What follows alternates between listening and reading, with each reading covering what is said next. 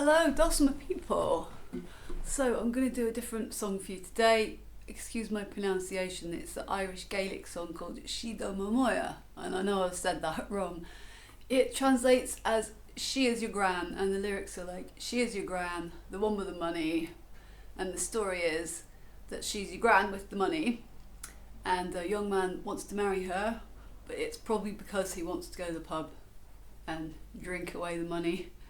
So you can find two good versions of this with the lyrics if you want, with the singing.